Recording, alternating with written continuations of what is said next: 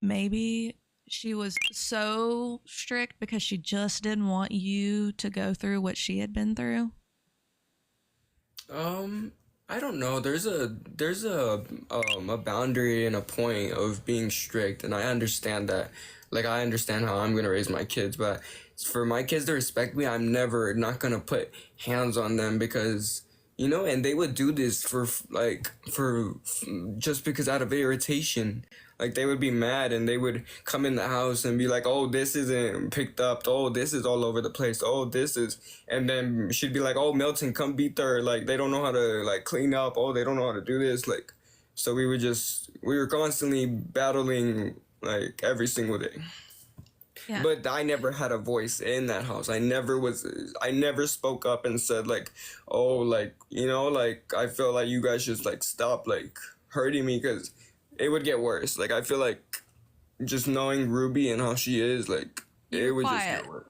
I mean, Yeah. that's the case of what happened with like my kiddos is like they basically just shut down. Like as soon as they started getting hit or anything like that, it was like they didn't even have emotion anymore when they were getting Yeah, we hit. were robots. We were robots. You can see it in my sister. You can see it in me in the videos. I never had a voice. I was literally just like literally like a robot, like you said. Yeah. So I do, and I mean, I've said this to her that I don't think the way she talks about you online is appropriate. Even if everything is the way she says it is, that's not how things are ever going to heal. Saying things like disowning you or whatever that may be, like as your mother, that she can't say things like that. That you know, and she, I mean, I'm talking to her, so like you're aware of that. So, um, because I want to get down to this with both of y'all, because I mean, she did come with evidence, and that and I know that you said like after it's a little discouraging and stuff with some things, but you have evidence too. So Yeah, I had evidence of why I ran away. She's yeah, bringing up irrelevant evidence that, oh, well, the law sided with her. Yeah, of course the law's gonna side with you. It's kidnapping is kidnapping, but yeah. like, okay, like, but what happened? What made me want to leave? What made me say I didn't just wake up one day and had this perfect life and had this spoiled life and be like, oh, I don't love my mom no more so much that I'm gonna leave her forever. Yeah. No, I never wanted that. I never wanted that for my siblings. I never like wanted Well, and that. I'm sure it's difficult because I know our oldest has, I mean, even to this day, would never say anything bad about the person that did something to them. And maybe when they're older, they will. But I know that's kind of just what kids do. Like they still love the person because they want them to I love did them too. back. I did too for growing up. Like that's why I would stay quiet. But it got to a point where I was so drained. Every single day, I would wake up shaking with anxiety. Like I would wake up scared, and it's like I got drained. I didn't want to have that no more. I didn't want to have to feel that. Yeah, I understand. Take a minute if you need it. Um, no, I get it. Like I said, that's why I sympathize with your story so much. So, do you feel like you were the parent? I mean, you were left to be the parent. You were the third parent to these younger kids. Yeah, I was always watching over them. I was always with them. I was always, like I had to like I would always order DoorDash. Like I'd make the whole order and I'd send the screenshots always to Ruby and like ask her if this was okay. And she would like approve it and I would get the DoorDash always ordered and I would shower them and feed them their bottles because they always love milk in bottles, so I'd give them that. Oh, you're breaking my heart right now. I don't like to cry. Stop. Because you're reminding me of my kid, and that's making me so sad because she had to do the same And thing. She had to take care of her little siblings and yeah, literally it was to the would point. get beat over things like that. Like if one of the little kids got hurt, she would get Yeah, because spanked we weren't watching because she them. wasn't watching them properly. Yeah.